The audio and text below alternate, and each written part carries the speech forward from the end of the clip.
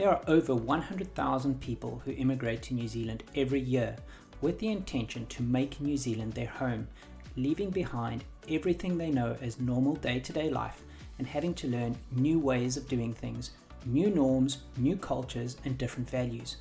There are many people who struggle with this transition and find it challenging to adjust and settle, so they can call and make New Zealand their home. The purpose of this podcast is for me to share my journey and our challenges with the hope that you can learn from me and my family and have a softer landing. There will be good days and bad days, but with time, more good days. I believe we have made the right choice for our family.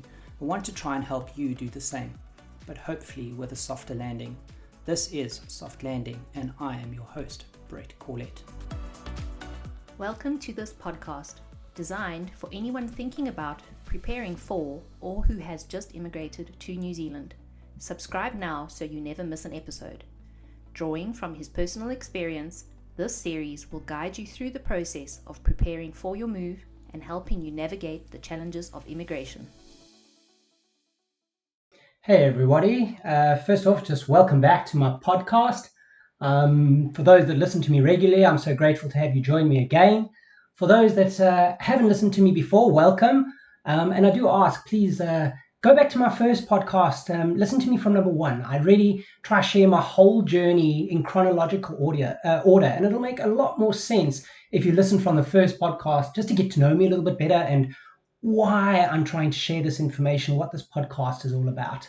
But getting into it today, one of the things that I want to talk about today is getting that first interview, and how to get that first interview. I know it has been so many people out there on so many Facebook groups that I'm part of for immigrating to New Zealand. The big question is, how do I get that interview? There's so many people that are trying, they are applying, and they're just not getting the interviews, let alone actually getting the job offer, which is so crucial to be able to actually start that whole journey of getting into the country, and getting your visas and settling and actually making it home.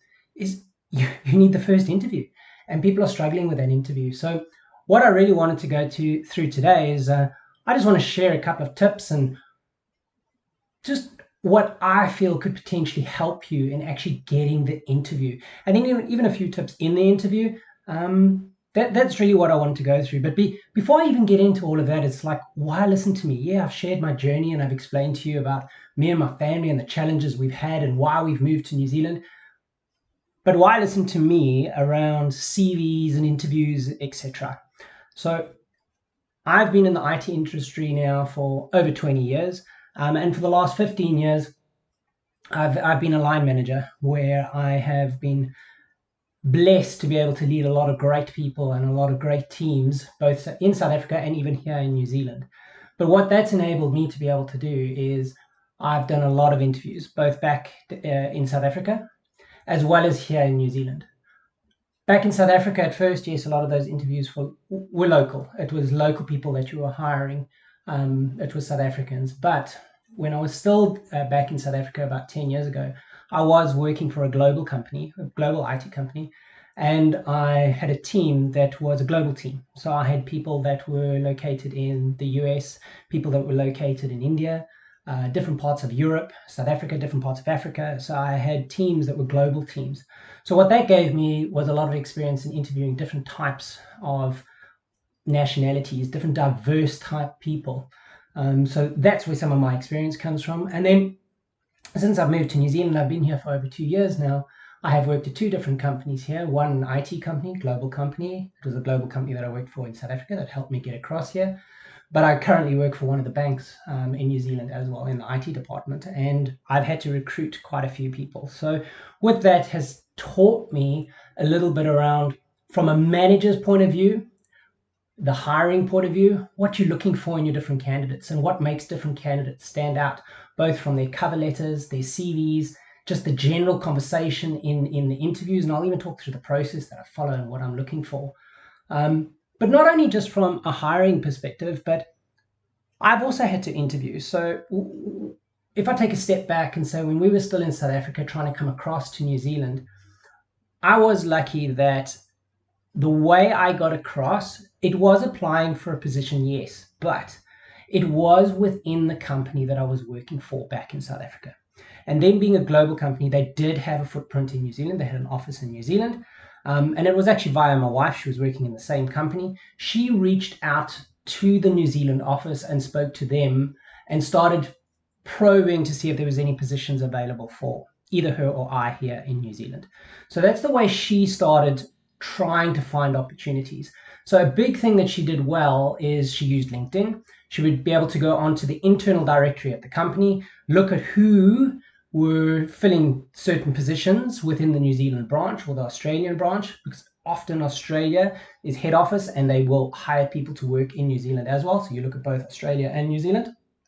And she would look at those key people and start pinging them on LinkedIn, reading up about them, and almost, it sounds terrible, but stalking them to figure out who the potential right people are to speak to about positions that we would potentially be able to fill or teams would be able to fit into. So that's how she started getting recognized, and they actually started engaging with her and asking if she was interested in a position in New Zealand. And what my wife did is she actually said, well, if you could get my husband a job and move us across, then maybe I'll consider it. Because our whole plan, if you listen to my other podcasts, was first for us to come across. I would be the primary breadwinner for the first year, but then my wife would help settle the family. So it would take up to a year, which is what we did, where she wouldn't be working, just settling and making New Zealand our home, settling the kids in. Then second year, she's only started working for an IT company. So she was very pushy in a nice way, explaining them to look at hiring me. And that's how they reached out to me, and there was a position, and I started interviewing for that position. And I'll talk through all those tips with the interviews. But just giving you some background on how I got here is I went through those interviews when I was still in South Africa. It was obviously online. Met with the relevant hiring managers and a couple of other people that they got on the interview panel. And yes, they made me the offer. I did resign from my position that I had in South Africa and had to reapply for the new position in New Zealand, although it was for the same company. So I didn't do a transfer, but I did move within the same company, and it did help because we could almost find an inroads, find the right person to talk to be able to get me a position. What we were also very blessed and lucky with is we didn't have the visas and everything until we got that job offer. So once we got the job offer is when we could only kick off now pushing for those work visas and everything to start moving. And they were very patient with me because it took, it was around about November, I think, that we got at the beginning of November. It could have even been end of October, beginning of November that I got the job offer. But then we only got the visas and everything come through in January. It was because of Christmas as well. So in my previous podcast, I've explained that unfortunately did delay things even more because everything shuts down between Christmas and New Year. But they were very patient and waited for me to be able to get my visas so that we could eventually move across. So that's how I got across. But while working here in New Zealand, I only worked for that company for a year. And then I did start interviewing for other positions. So after that year, I did start applying online, and I'll talk through how I did that. But it was extremely challenging. It wasn't easy. You really you just can't give up. You just got to keep trying to get that one offer. You just got to keep reminding yourself it's just that one offer that you need to be able to get a position. So you may literally apply for hundreds of jobs out there. And it can be demoralizing. It can eat away at your soul where you're just trying and just getting no responses. And it's not even as if you're getting an interview, at least you're getting declined. You're not even getting the interviews. And that's when it's so frustrating. You're just thinking, how am I ever going to do this? Am I ever going to be able to find a job? And you need that job, but I just need that interview. I just need to get in front of them just to let them meet me, and so that I can talk to them, show them who I am and that I am the right person for this position, and at least get them to consider me, be in the running.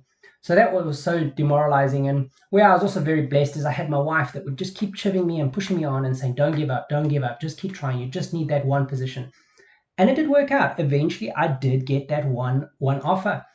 What I also did learn is when you do apply, again, watch your time of year. I clearly didn't learn from the first time around from when I was in South Africa because I was applying and only got to be fair, I did start applying from the middle of the year. And it's only when my wife started towards the end of the year approaching people internally, and then I got the offer in October, November. So it did end up being over Christmas where we had to get all the visas and stuff. But when I was in country, after a year of working at that company, I did start applying for new positions again towards the end of the year. So it was the end of November, beginning of December, which is a terrible time to be applying, because from around about the 20th of December, I'd say, to probably around the 16th to the 20th of January, nothing happens here. So you may be applying, but all the recruiters, even internal recruitment at companies or hiring managers, a lot of people are on leave. So those interviews just don't get set up. They just don't get back to people in that time period generally. So it's only when they get back from their leave towards the end of January, even beginning of February, they start picking up on potentially all those applicants that they've put the ad out for that have applied, and they start working through those CVs. So just keep that in mind as well. Tip: if you are applying towards the end of the year over that Christmas period, there will be a delay until around about February.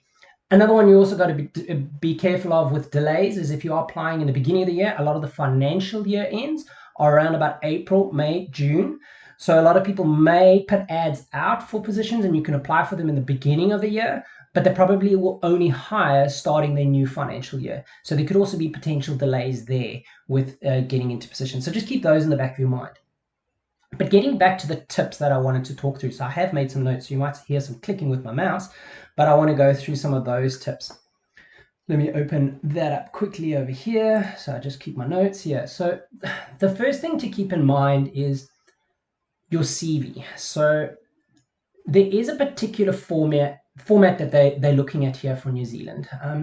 The easiest way to explain it is it's got to be more succinct and to the point. You don't want a CV that drags on for 5, 6, 7 pages. I know you may have a lot of experience, a lot of certifications, and a lot of information that you want to share in that CV. But if it's too long-winded, it doesn't work well.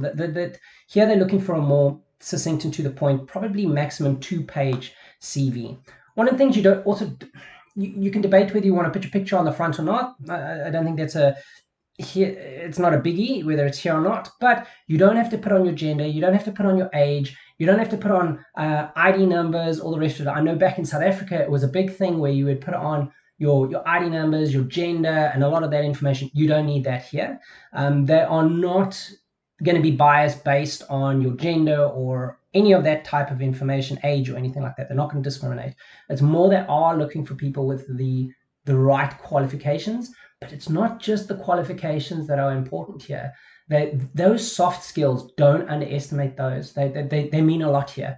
It's a big thing for them to try find a person that will fit in with the team, that is a team player, that is a person that will just gel with the team. So they're looking at personality traits, they're looking at attitude, they're looking at the way you communicate, they're looking at the way, all those soft skills that they're looking at, those are important. So when you're going through your CV, I think what it's important is you've got to have a brief statement about yourself at the top of your CV. But it's almost like that elevator pitch of why me? What makes you different? Why are you unique?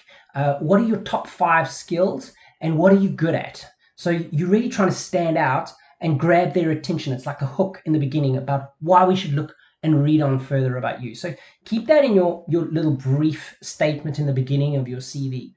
That statement that's at the beginning of your CV, it's important that it must match all your social media content with business social media. So I'm talking about LinkedIn. I'm talking about Seek, which is a application here for recruiting. So if you're looking for jobs and job hunting, Seek is where you would want to go look in New Zealand as well as on LinkedIn.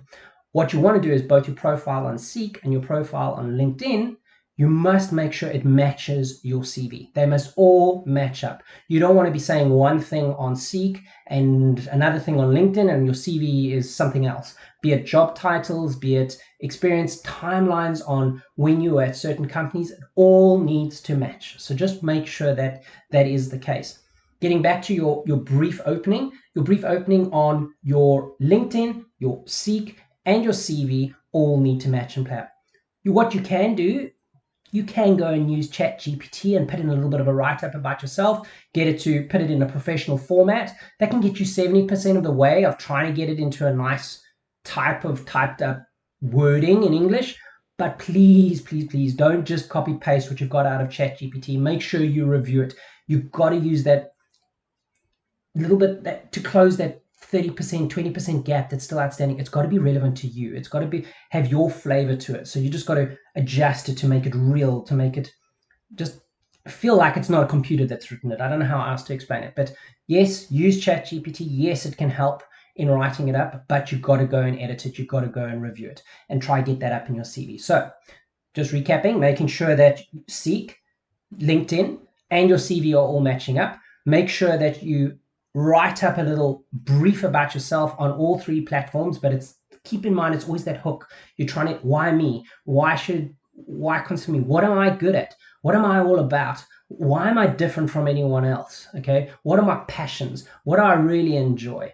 So try and get that into the first little bit. The other thing that goes hand in hand with your CV is your cover letter. Now, this is important. Don't underestimate that cover letter. So talking now from a hiring manager's point of view, when you're sifting through all these CVs, the first thing I'm going to be looking at is the cover letter. Once it's actually got in front of me and it's on my desk to look through a whole lot of candidates, and I'll talk you through some other tips of what happens first before it even comes to the hiring manager. So once it's come to me and I've got a couple of CVs to start reviewing, the first thing I do look at is the cover letters. But now what I look for on the cover letter before I even look at the CV is I want to read that opening paragraph and almost try to understand. It must again be that hook, but it must be related to the advert of the position that I've put out there. It must relate to our company. So this is where the research comes in.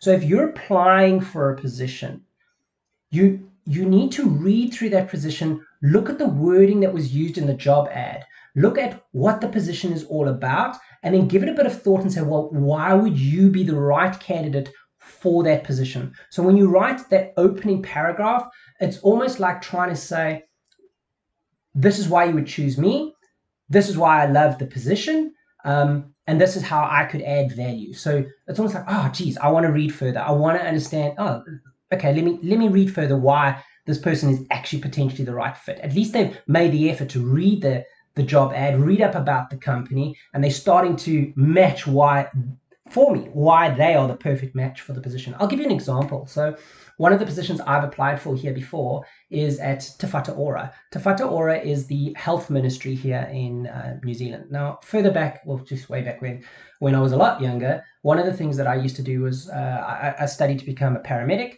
and I used to do a lot of volunteering at the local fire stations and the local emergency services back in South Africa, so as a paramedic. So it was a passion of mine. Why I didn't carry it on, that's another podcast, because of money, finance, whatever, and that's how I got into IT. But I really, really loved helping people and getting out and doing medical support. And I loved the adrenaline rush from it, but also being able to help people. So that was something that was a passion of mine. So when I applied for a position at Te Whatu Ora, I related back my passion for helping people that are in a medical situation, and I referred to being a paramedic. Although I'm applying for a position in IT, I was just trying to tie why I'm a good candidate for the company and why our interests, our passions align. So that was almost how I started wording the opening lines of my cover letter. And just so you know, I did get an interview at Te Whatu Ora, but I opted not to go there. I actually opted to move to the bank that I'm working at currently. So it must have worked somehow because they opted to meet with me and have an interview and all the rest. So that's just an example of how I'm trying to say, make sure that cover letter is relevant. Read up about the company that you're applying at. Try and understand what are their values, what is their mission, what is their purpose. I know it sounds terrible, but if you're really interested in that company and that position, it really sounds good for you.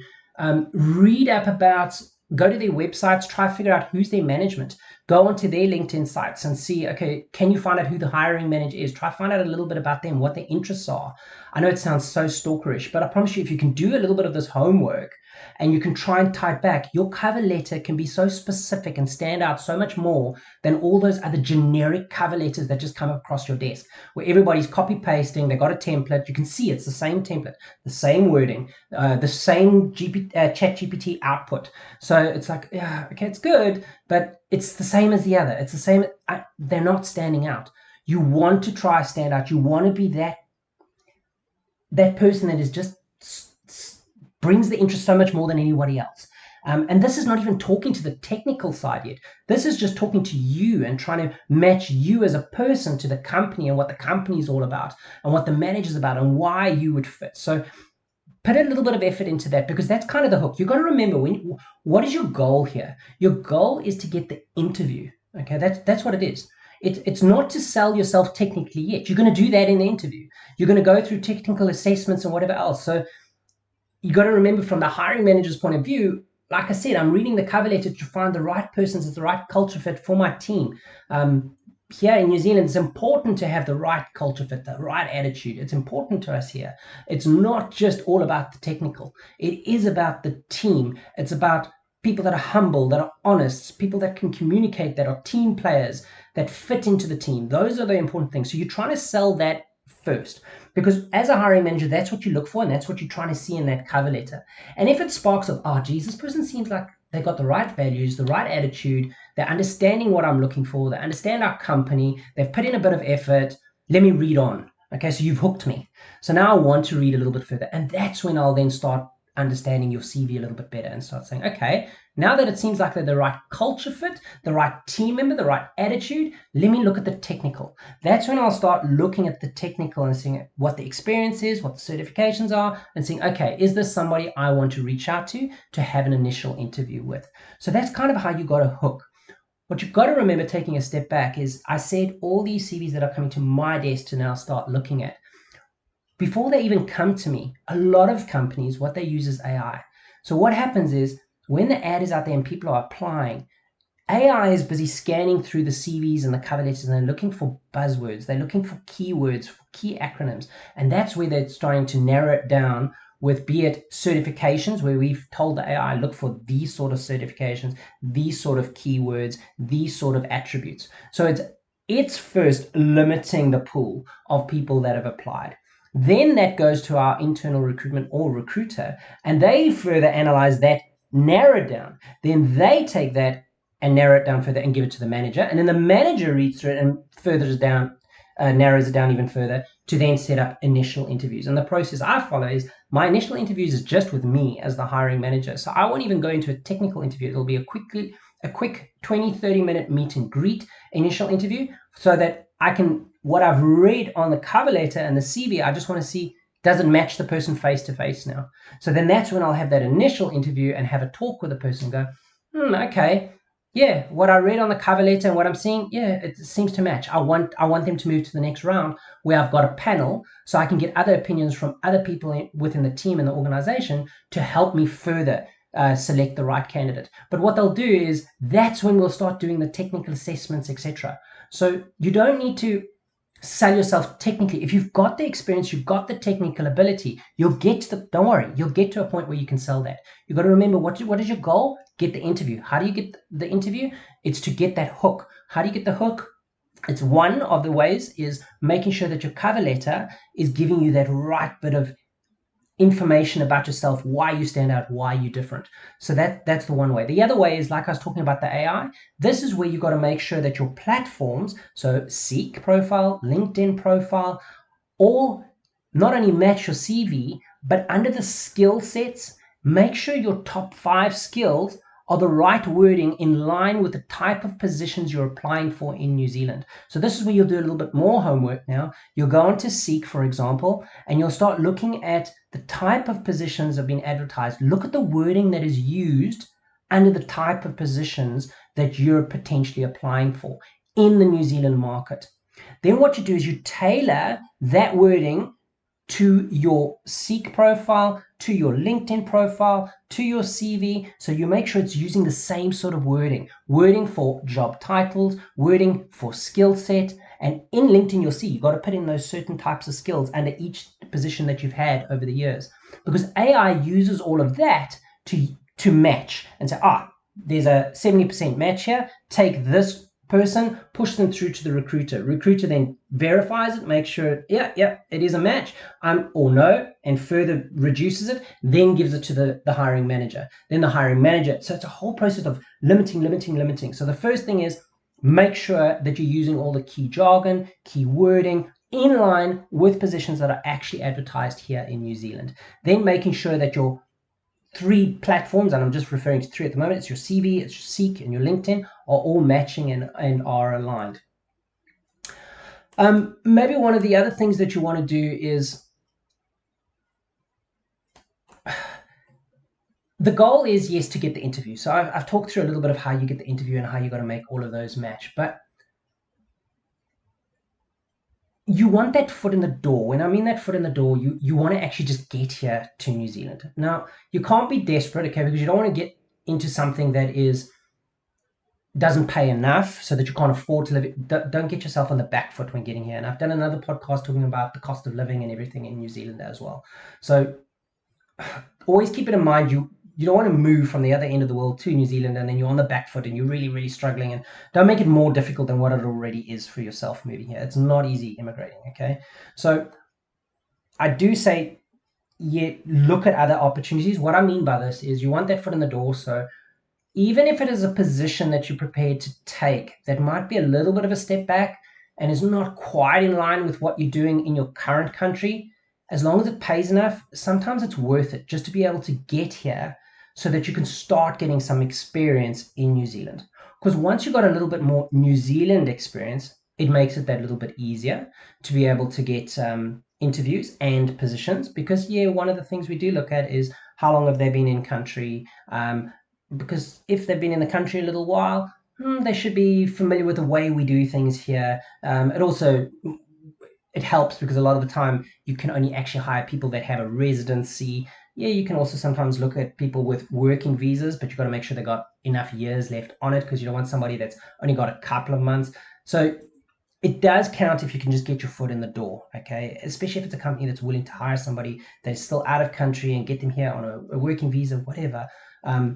Just get your foot in the door. Just make sure it is not a position that is going to pay too little so that you can't make it. It makes it that much more difficult for you.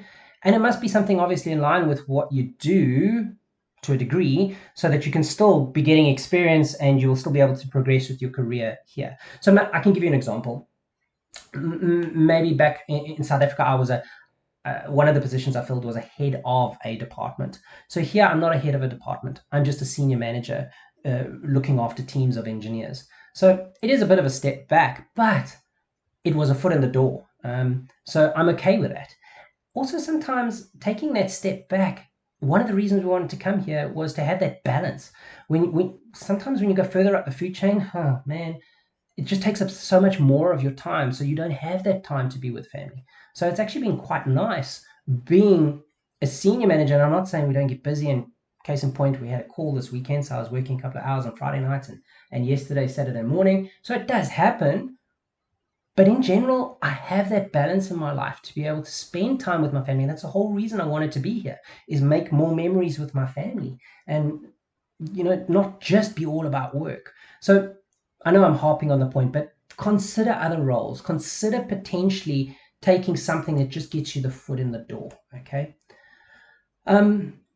I've touched on, I'm looking at my notes here, I've touched on leveraging LinkedIn and local job boards, so Seek, LinkedIn. Another one is Trade Me Jobs. Another one is Indeed New Zealand. So there are some others, but I look at Seek and I look at LinkedIn. So those are the 2 that I've looked in and that I've worked with. Just make sure that everything ties up, it tallies up, they must all match, they must all be in line.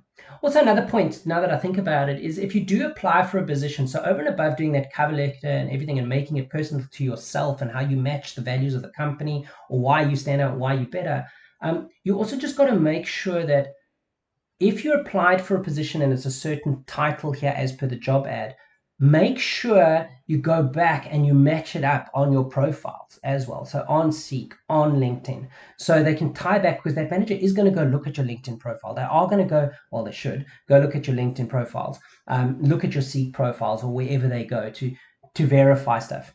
and make sure, oh yeah, okay, let me read up a bit more if they're really interested. So make sure those all match up. A very important one is also to do a little bit of practicing, like rehearsing an interview. So what I mean by rehearsing an interview is, let's say you get this all right. You get that cover letter right, you get the CV right, you got your platforms on Seek, LinkedIn all working right. You've applied for hundreds of positions, and I know, please don't give up. Just keep applying, okay? So that you just need that one hit. You just need that one job offer. That's all you're really looking for. And your goal when you're applying is just to get the interview. Now, once you've finally got that interview, now your mindset's got to change to, okay, now I've got to rehearse for that interview. So how do you rehearse for that interview? Generally, when the interviews come out, you now should find out by the interview who the interviewing manager is, because you might get their name in the meeting request, okay? Hopefully you do. You can try and ask the recruiter who the manager is, because you want to do a bit of research, see if they'll give it to you.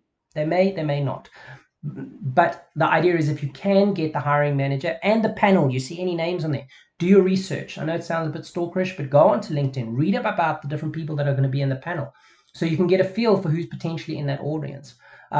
Read up about the history and other companies they've worked at. Maybe there's interest or something that you could talk about, because so you're coming a little bit more prepared. Obviously, read up about the company that you're going for the interview for, so you know a little bit about the company. Don't only know about the technical stuff that the company's done and the business stuff that the company's done. Try and also get a feel for some of the good that they do. So if a company reaches out into the community and does a lot of community support and stuff like that, read up about that and understand what they do, understand what their values are. Maybe some of that ties into you and what you do. So another one that's been big in my life is I am a cancer survivor. I've had cancer in my life and I've survived. So when I find companies that have reached out to organizations that help with different cancer, especially cancer with kids, or men's cancer like testicular cancer or whatever else, that resonates with me. And that's a point that I can potentially talk about in the interview. I know this sounds weird, but you can talk about it. It makes you real. It makes you stand out more so than anybody else that they're going to be meeting with. Remember, they're going to be comparing you to other candidates that they've got. So yes, technically they'll interview you, and they'll probably do technical interviews or anything related to your expertise. That they'll assess it in a way. Okay, they'll know. Some people, I'm in the IT field, so we do send them technical assessments. So you will go online and you'll do the assessment and it'll give you a rating. So I've already got an idea of technical ability over and above even getting to the interview, getting other technical people to interview technically and double check that you actually have got the ability. Of course, we're going to do our due diligence and we check that, and we'll do references and all the rest of it. But what you're trying to do here, besides first just getting that interview, once you're in the interview, you want to stand out in that interview now. And the way you stand out is by doing a little bit of homework and also trying to make it relatable, make yourself real. People want to get to know you now. They want to get to know you as your personality, they don't want to just know about your technical abilities and everything else. They really want to know who you are. Are you humble? Are you a team player? What are the challenges you've had in your life? How have you overcome those challenges? So they'll ask questions like that. They'll say, what's one of the biggest problems you've had in life and how did you overcome that problem? Okay. A lot of people divert to your career and everything like that. You can use examples where you could say, I would say, geez, one of the biggest challenges I've had in my life is when I was diagnosed with cancer. It was such a shock for me, and it was so, I wasn't even 40 yet. I'm a husband, a father, and now I could potentially not make my 40th birthday. That was a huge thing for me to overcome, and I can explain how I pushed on through, got over that, and it's one of the biggest learning curves I've had in my life. I've actually learned so much from having cancer. It's made me realize how important my family is and how important it is to make memories with your family, make time for your family. So it's not just all about career. And it's not a bad thing to tell them that, to say, yes, I've realized that work-life balance is important to me. I'm a manager, so when I go for interviews, I will explain this and say that it's important for me to make sure my teams have balance in their life, that we don't burn them out. This is something I've learned from having that. So you will relate it back. So you will do that, but it's important to try and be ready for these sort of questions. You can do research and say, what are the type of questions that they'll ask? They'll say, tell me about yourself. That's another way you can open up. And I could talk through what I just have about, tell me about yourself.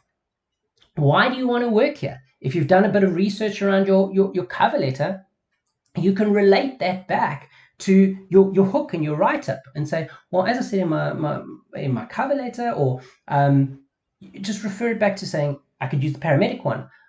I'm really passionate about helping people, and Te Whatu Ora is all about looking after the health and needs of people in New Zealand, and that really resonates with me. I'm not a paramedic anymore, but I know that by at least working in the IT department and making a well-functioning IT team, at the end of the day, it's actually helping a lot of New Zealanders medically, and making sure they're staying healthy and whatever. So, however, but you want to talk it back. So you're becoming you, and it's personal and relatable. So practice with those sort of questions for your interview. It is important. Another one that can help is on your LinkedIn profiles and stuff. If you can get people to write up referrals or personal like experiences with you, you can do that at the bottom of LinkedIn. So me as a hiring manager, if I could get people to write up about what I was like as a manager, that's great, because it gives a little bit of a personal reference about what I was like for people that reported into me, for example. It could be other projects you're on, people that you're working, get them to give a write-up. It does help. Over and above, they will phone your references. So they'll ask you for reference if you get to that point in the interview process. But reading up on the LinkedIn profile, it does help. Lastly, maybe be proactive as well. Okay, so let's say you've got your cover letters, your CV, your profiles, everything working. You've been applying for hundreds of jobs. You finally get that interview. You go through the interview. You've prepared well. You spoke well. You were open. You were honest in the interviews. And be honest, please don't. If you don't know something, it's okay to say, I don't know, but I will try to find that out. Because then it shows open, honest, but also eager to find out and learn and grow. Okay, so just think about that. Those are the hidden things that you're taking down when you're in that interview. You're just trying to, and I know sometimes it's hard, especially in some cultures, to be able to sell yourself. It's like you're always taught, don't brag and don't go. This is a time, unfortunately, where you've got to brag, but not to a point where you're being egotistical and overboard, but people want to know why are you so, why must I hire you? Why are you the best? Why are you better than Bob? Why should I choose you? Bob was great. Bob had all the certs. Why shouldn't I choose Bob? Okay, you need to stand out that bit more. And sometimes it's not the technical that gets you above Bob. Sometimes it's, yeah, you're both technically strong. You both have the experience, but Bob's passion didn't come across. Bob's reasoning for wanting to work here, and not only his attitude, but he just wasn't the right fit for the team. That's important. And the only way we're going to know that is by being real, being open, being honest in those interviews. I know I'm harping on it, but that is so important to help you when you're in the interview. But let's say you've got through all of that. The last thing is being proactive. And what I mean by being proactive is follow up after the interview with a nice, succinct email. Thank you for your time. I really appreciated your time, whatever, in the interview. Really looking forward to hearing back from you. Or something like that. Just write something up nicely. If you haven't heard back from anybody if they committed in the interview, they'd get back to you in a week, and it's been a week and a day or two, and they haven't got back to you. It's good to follow up and say, just following up, you did mention that you get back in a week. I haven't heard back. Is there any further information that you need from me or anything I can help with? Whatever, just keep that communication going. So it is good to follow up.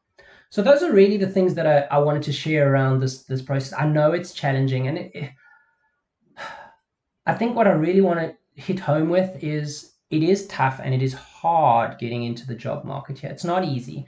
There is a lot of people and a lot of talent out in New Zealand, believe it or not. There really, really is.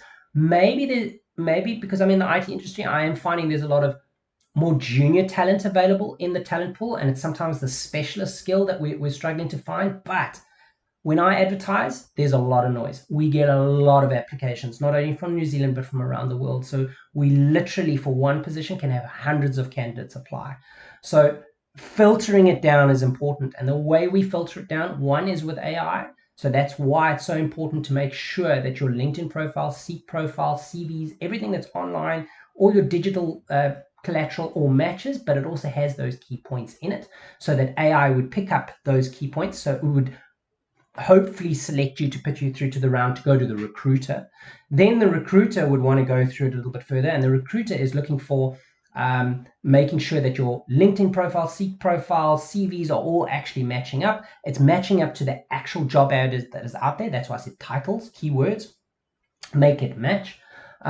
They also, believe it or not, they will also go look at the way you've written it up. Were there spelling errors? Was it neat and tidy? Because that also shows attention to detail. It shows that you care. Then the manager's obviously, like I said, going to look at, if you get to that next round, look at the cover letters and trying to see, okay, what's that hook? Why do you stand out? And it's not just the technical. It's not just the experience. That, yes, you've got to have that. That's a given. That's the whole reason you're applying for the position. But we're trying to select why are you that much better than anyone else. And that's where that soft skill comes through. That's where that attitude, those values, the real essence of who you are, that's got to stand out. And that's what you've got to sell in the hook and the cover letter. And then doing all the research and all the work before getting into that interview to get to know the panel, if you can, get to know the company, and be ready for some of those questions that are saying that it's going to give you that opportunity to get them to know you a little bit better and why you stand out more. That's going to be important. And then obviously, you've got to be able to technically be able to do the job. So you've got to pass the technical assessments and the panel that asks you the questions related to your actual job and having that experience. So that is a given. So that's really what I wanted to go through in this podcast today. And I really hope that would help. And just don't give up, guys. This is a beautiful country to be in. It's a wonderful opportunity that we've got to be able to be here. I know that. And I just want more people to be able to, that really are seeking to immigrate here, to be able to make it work. And I know one of those biggest challenges is actually just getting the interview, never mind getting the job. So don't give up. Think about the points that I've spoken about today. I do think this can help. And then maybe ask you, if you felt this added some value and could help you, please share this. Share it with as many other people and other Facebook groups of people that are potentially struggling with this exact thing, so we can try and help as many people as possible. And then also go to my YouTube channel. It's at Soft Landing NZ. I share a whole lot of other content and podcasts and everything there, and I'm planning on doing a lot more tutorials and videos where I can share as much as possible to help those of us that are immigrants and new to New Zealand. Not only new to New Zealand, but also moving to New Zealand. So let me leave it there and just thank you so much for listening. And I hope you all stay safe, and I'll speak to you soon.